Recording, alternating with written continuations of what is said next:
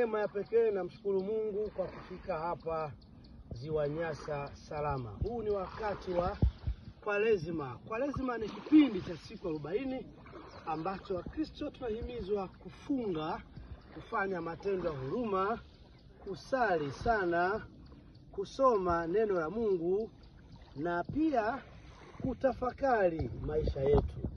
Kristo tunahimizwa kufunga sio tu wakati wa Kwaresima, hata miezi mingine, vipindi vingine.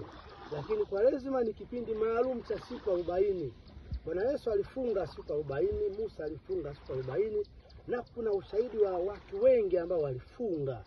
Na Kwaresima inaanza na Jumatano ya Majivu. Jumatano ya Majivu ilikuwa na maana gani?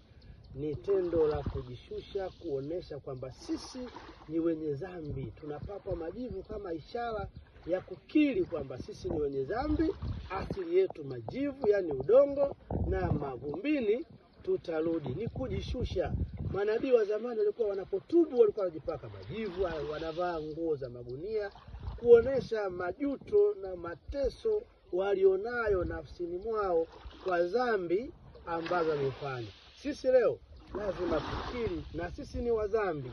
Tunahitaji toba, rehema, msamaha. Na ndio maana kabla ya Kwaresima tunaanza na kupakwa majivu. Baada ya hapo ndipo mfungo unaanza.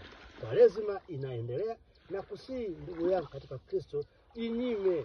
Uwezi kufunga masaa 12, basi jitahidi, acha anasa, acha starehe kipindi hiki, saidia sana wahitaji. Lakini kama afya yako njema, jiulize, kweli unashindwa kuvumilia masaa 12 bila kula chochote kwa ajili ya ibada, kwa ajili ya roho yako, kwa ajili ya afya yako, na kwa ajili ya kujipatanisha wewe na Mungu? Nikusihi, funga, jinyime, acha anasa, acha starehe, kaa karibu na Mungu, usikose ibada. Hii ni Kwaresima. Naitwa Damian Moses Ndimbo. Karibuni Ziwa Nyasa, mbarikiwe mpaka mshangae.